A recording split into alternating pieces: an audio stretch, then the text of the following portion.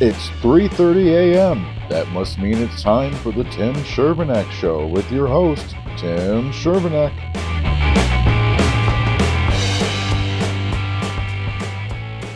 Hi, and welcome to the Tim Chervenak Show. Today we have a very special show.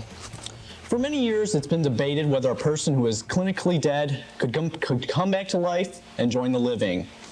For many years, there's only one person who supported that theory. Unfortunately, Elvis Presley cannot be here on the Tim Chervenak Show. But instead, sitting to my right, we have a man who claims to have come back from the dead and joined the living. Sitting here to my right is Sir Francis Drake. Thank you, Tim, and it's great to be here, but please, call me Francis. Okay, Sir Francis, we'll get back to you in a second. But first, I would like to remind our viewers that the Tim Chervenak Show celebrates its 150th episode next week. And on that show, we have a very great guest lineup. We have a popular rock and roll group called Hall & Oates. I hear they're very popular these days. They're going to be making an appearance. And funny man Yakov Smirnoff will be joining us. So that should be a great one. And also, I'd like to remind viewers that Werther's Original Candy supports the Tim Chervenak Show.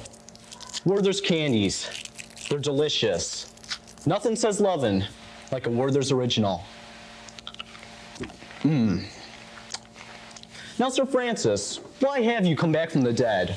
The number one reason that why I'm back is to kick Mike Tyson's ass. The second reason, to once again circumnavigate the world.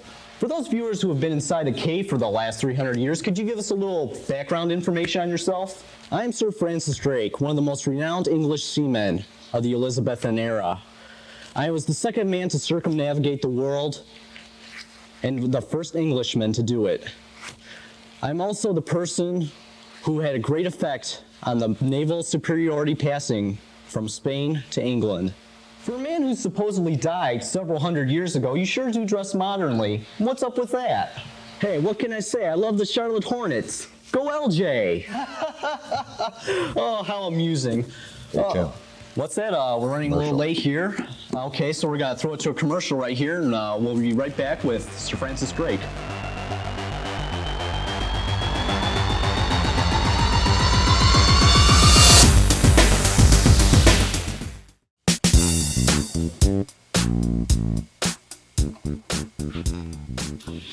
It's thought-provoking. It's controversial.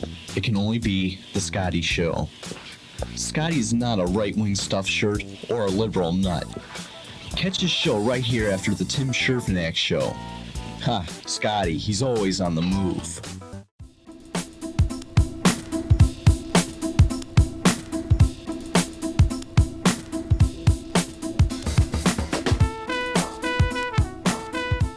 We're back from that little public service announcement, and I'm here with Sir Francis Drake. Sir Francis, could you tell us a little bit about your childhood, your early life? Well, in 1544, I was born in Devonshire, England, on the estate of Lord Francis Russell. My father was one of Lord Russell's tenant farmers. Alas, though, my family had to flee the West Country and because the Catholics were uprising.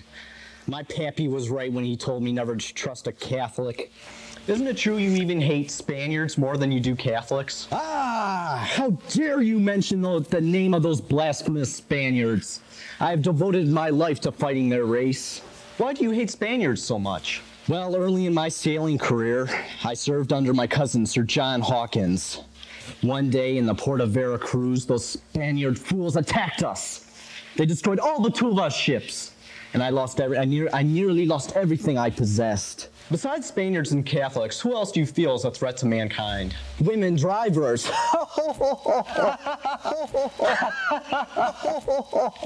Please, let's get back to seriousness now. Just a little while ago, you made a reference to your cousin, Sir John Hawkins. Could you tell us a little bit more about this fellow? Certainly. My cousin John Hawkins was the man who gave me my first command. We often sailed together, plundering Spanish settlements. We even died together. On our last voyage together, we both contracted dysentery, which is an acute internal disorder. And we were both buried at sea. It was sad, it was. But anyways, I guess you could say I'm making a comeback. I believe you said you brung along a clip of actual footage of you plundering a Spanish village. I think we're going to roll that right now.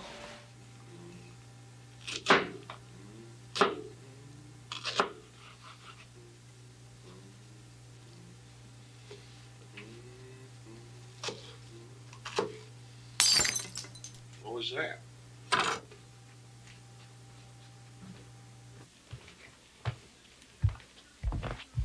Honey, is that you? Guess not. Hey, what the? Those people didn't look very Spanish. Screw the Spanish people. When are we going to talk about my circumnavigation of the world? Hey, first of all, please show everybody a little respect. Second of all, I am the host, and I will tell you what topics we can or cannot talk about.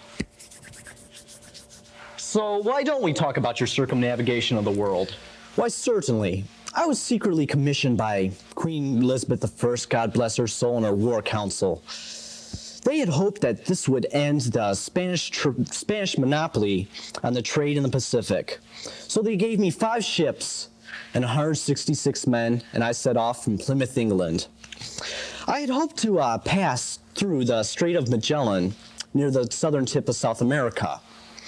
I also wanted to explore the waters I had seen from the Isthmus of Panama. Unfortunately, though, all 4 of my ships were either sunk or they had turned back because the waters were too rough.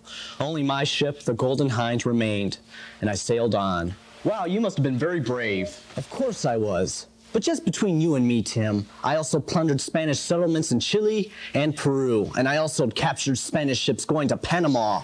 Isn't it true you also paid a visit to America? Yes, it is. You see, Tim, I sailed northward to the California coast and claimed it for the name of my queen.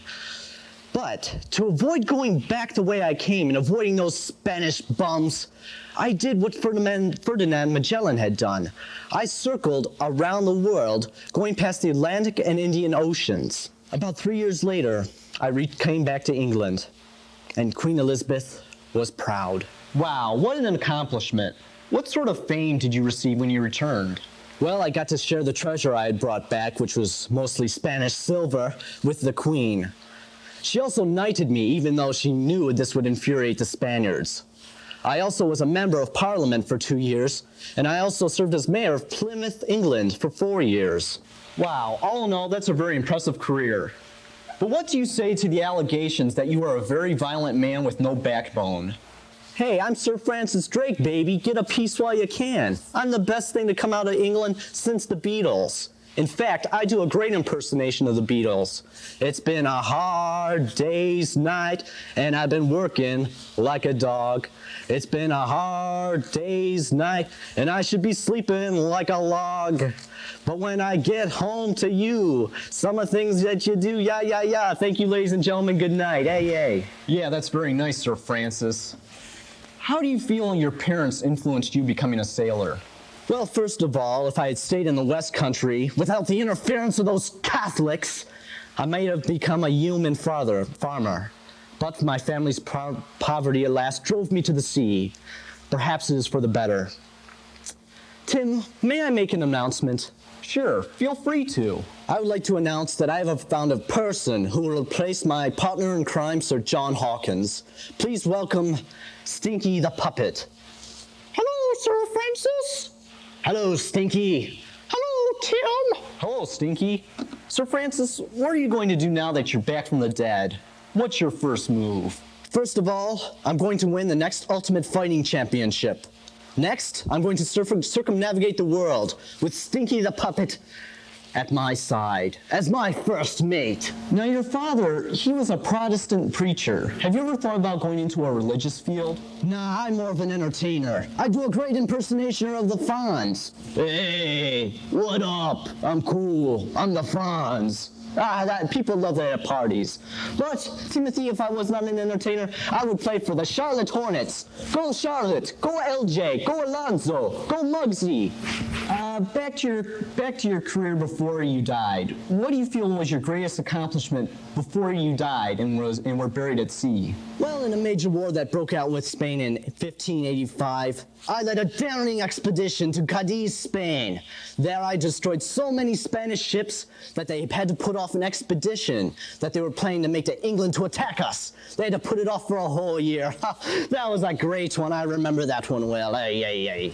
Francis, do you have any last words for the folks at home who are considering on becoming a violent, ruthless sea dog?